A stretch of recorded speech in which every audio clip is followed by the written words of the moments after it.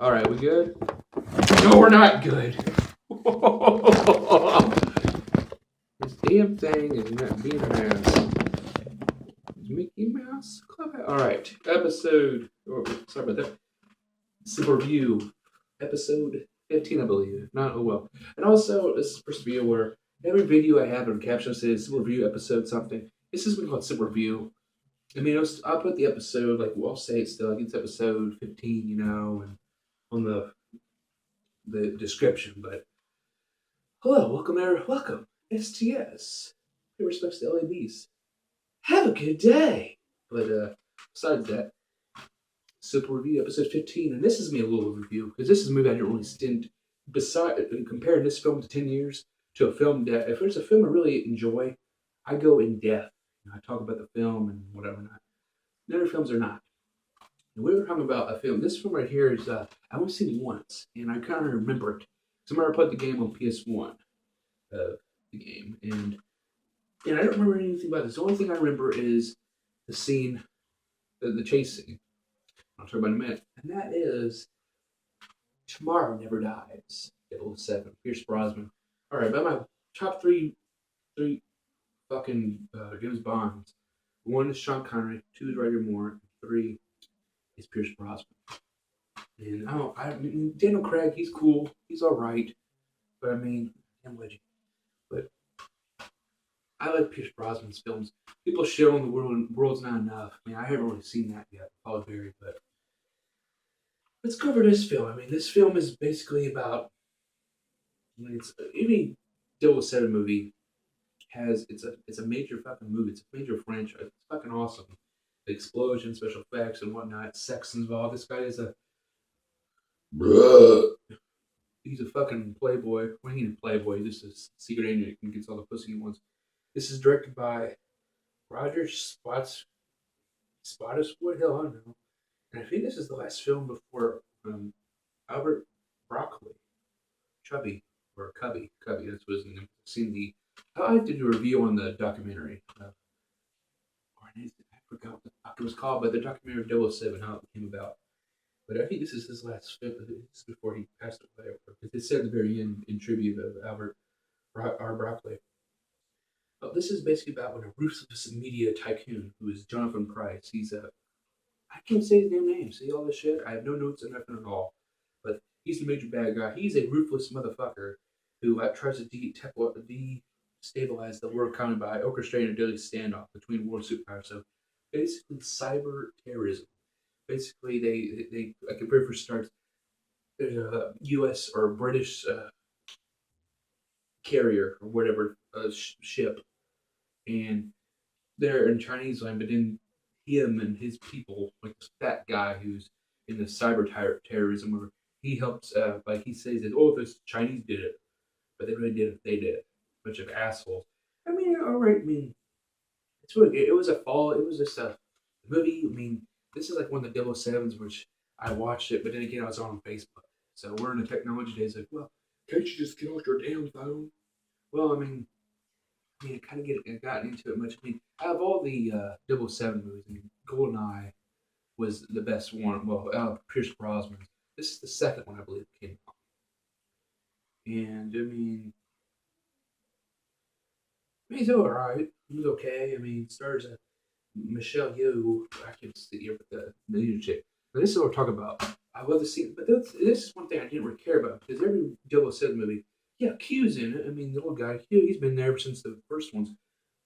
Usually, there has a thing where he goes in and check out some new objects, the new gadgets and stuff. They never really have that. It just had his car, his remote control car of his phone and cell.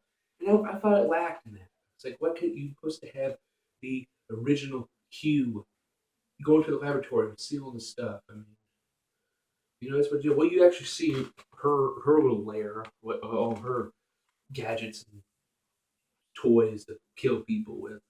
But the thing is, though, what it reminds me of this film that I remind of is the chase scene where the bad guys are chasing after her and him, and she's in the missionary position. They're on there in that bike, and she goes around. Hold on, she's trying to like figure out, and she gets this missionary position. Saying, don't think of anything, and then Pierce Brosnan says, "Oh, I haven't dreamed of it," Well, he probably dreamed of it the very last of the movie. Hell, he somewhat, I saved the world, I will get the pussy at the very end of the story. And that's how it is. That's how it is. Bond movie. There you go.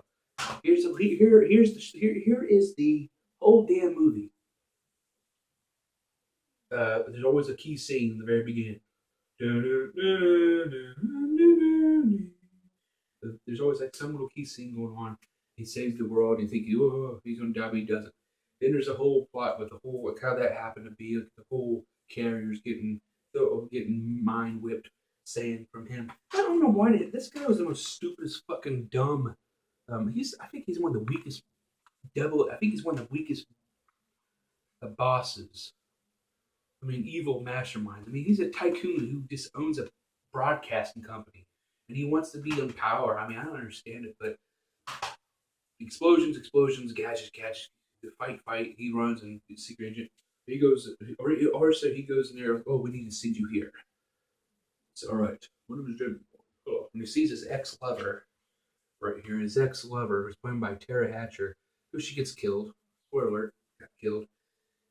I mean, it's just that's what they remember. It's just her in mystery position, chasing, looking, saying, "Oh, there's 4 people after us," and whatnot. In the view game, I mean, I don't give a rant on it. I mean, it's quality. I mean, letter quality, C. I mean, is it okay? 007, but I wasn't really up on my feet. Well, first of all, I was watching on a little tiny ass TV. I wasn't watching on my 37-inch. I was at my parents' house. We're doing laundry today, but I mean, it's all right. I mean, it's just, but they're exciting. Well, I'll watch it again probably in the future, but I don't know, maybe again. But I mean, the special features. Well, nobody does it like Bond. Yes, you can't fuck like Bond. But like I said, Tomorrow Never Dies. Good. If I recommend it, yeah, it's a 007 flick. Is it one of the best ones? The Pierce Brosnan? What's the second one after GoldenEye? I mean, GoldenEye is still the best one of all. But I recommend, yeah, it's a secret agent movie. It's amazing. It's awesome. It's Pierce Brosnan, but overall, C, C+. That's a give it. I mean, that's all I got. And it was also far from me because I didn't really care. I had stuff going on back and forth, laundering and all this other shit. And then I said, oh, the movie's still on, But, well, Tomorrow Never Dies. Rent it, buy it, legally download it. I don't know, do what you want with it. But still said, learn how to be James Bond. My name is James Bond, and I'm looking at your play.